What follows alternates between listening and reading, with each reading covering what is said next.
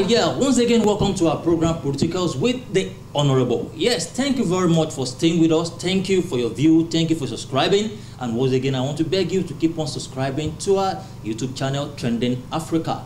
Yes, thank you very much. Thank you very much for being there. And I promise to give it to you as it is all in the world of politics. Yes, as we all know that Politicals has to do with political analysis, especially the time that we are in the heat of the election.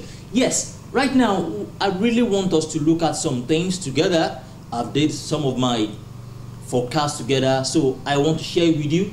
And if it's not convenient with you, if you share the same view with me, you can drop your comment. And if you have other things to say regarding all what I've said, you can drop your comment as well.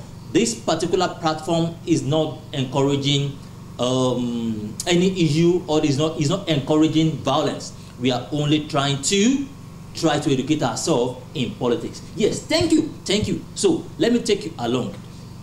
Now, I really want us to look at the two big elements in this upcoming election.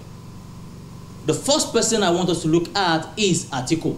Yes, Atiku. As we all know that Atiku has tried many times to become the president of Nigeria, but he has failed so far, so good. So, actually, this particular period, we all know that the power is supposed to go to the south, and as it is inside the constitution of PDP concerning zoning, but Atiku said no.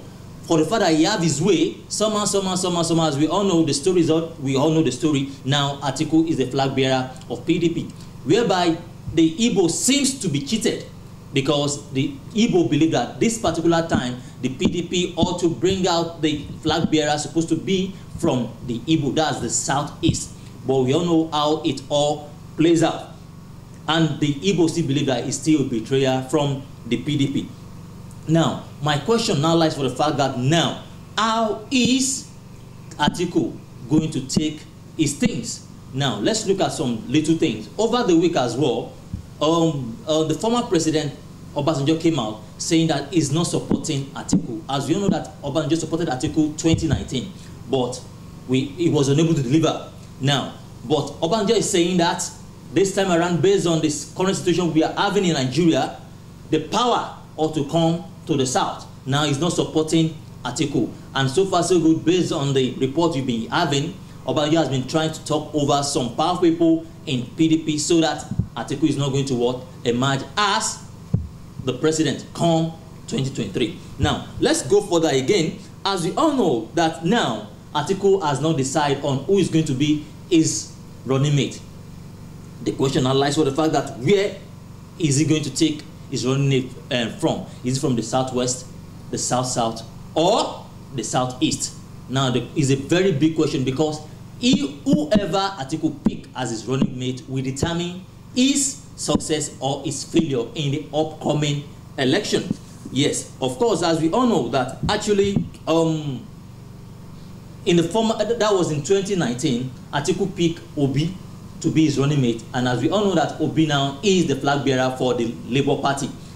Hope the Southwest will be able to take VP are they going to take a vice president, because Igbo has been saying no to vice. But as we all know that Igbo, they will say one thing and the other side is going to be other things when the cash flow.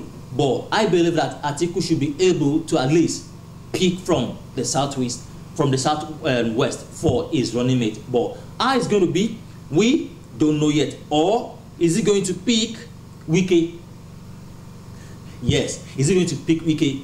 But we all know the story, but we all know how politicians, they know how to do their things. If he's able to talk Wike over, that's from the south to become his running mate, we don't know how it's going to be. And we know that Wike as well is strong and powerful enough to be the running mate for Atiku, which I believe is going to be a plus to Atiku. So now, that is all about Atiku. We just try to look at some issue regarding the whole issue about it. Hope Atiku is not going to regret his affair about being able to manipulate or being able to find his way to become the flag bearer for PDP. But that one is going to be left for when the election comes out. Now, let's go to another powerful element in the upcoming election. That is Tinubu himself, the bat. Now, the Jagaban. Now, let's look at it. If Tinubu emerge as a flag bearer of PDP, now the question lies for the fact that we know that it's a big fish as well. Many people have been saying that it's only Tinubu that can go head in head with Atiku. Now, let's look at some things regarding Tinubu as well. Now, who is going to be his running mate? Is he going to pick from the north? It's not possible for us to have, as we all know now in Nigeria, it's not possible for us to have a Muslim ticket. If he decided to pick a northerners to become his running mate, and who happens to be a Muslim, and we can't say maybe the Senate president as well will be a Muslim, so it's going to be Muslim, which might not really favor Atiku, and which might not really favor Tinubu, so to say. My mistake. Now, or is he going to take from the north, the Christian north, which I believe is going to be a plus for him, because naturally I believe that if Tinubu wanted to take his running mate, it ought to be from the north, but it's going to be from the Christian north. Or is he going to take from the but it's not possible for him to take from the southeast or from the south.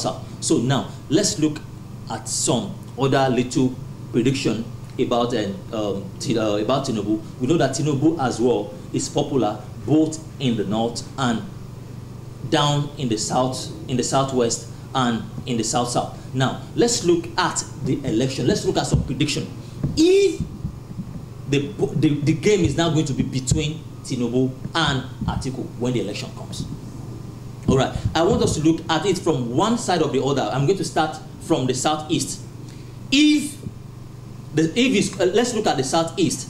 We can see that even so far so good, Tinubu has not been to the southeast for campaign, and meanwhile Atiku as well has not really engaged so much in the south, believing that it's possible that the southeast might not vote for him because their boy, that's Obi, he has decamped to Labour Party.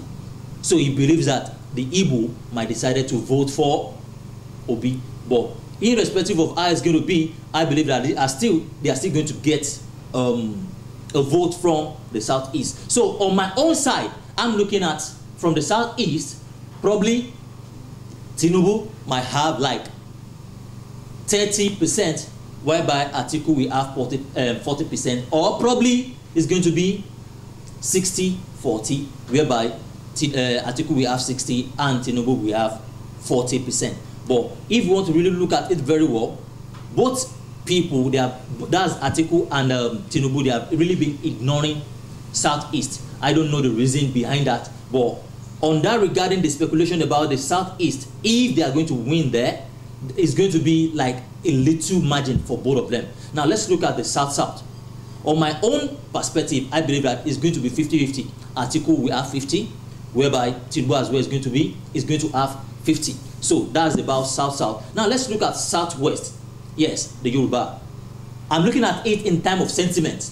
Yes, because Tinubu is our own. I believe the southwest, the Yoruba, will want to vote for Tinubu more than Atiku. But if Atiku want to play an in-law part, saying that Titi, his wife, is from Yoruba as well, but I believe that there's no how it's going to be.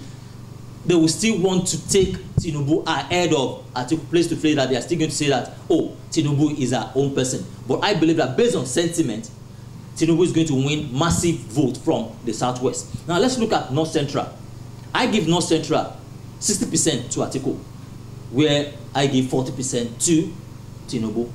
All what I'm saying might not be correct, it's just an assumption, but from my own findings and from my own forecast, and so far I'm bringing out my own side. So it might not go on well with you. You can drop your comment as once we place the video on our YouTube. Now let's look at the northwest.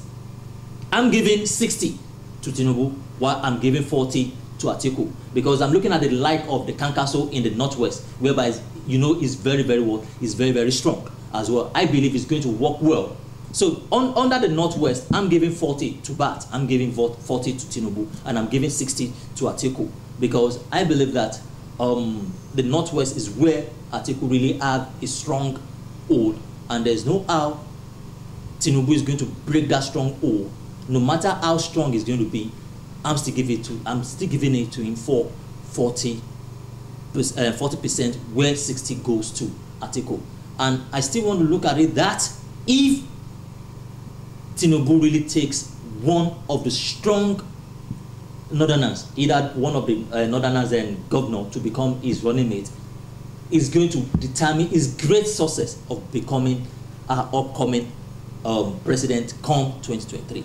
But based on what I've analyzed out, on my own part, I believe that BAT has a great vote against Atiku, based on my own analogy and based on my own permission and my own forecast regarding this. I'm saying Tinubu emerging as a winner in the upcoming general election. What I've said might not be true, but this is what I've been able to bring out regarding Tinubu and Atiku, if both of them are going to face each other in the upcoming election. Just the way I've said, you can drop your comment in the comment section on our YouTube page to share your own view. Just the way I've said again, this particular platform, Politicals, is not about violence, but to bring everything to us, to view it together. Yes, once again, thank you very much. This is Politicals with the Honorable. Once again, when I meet you next time, I'm saying bye-bye from here.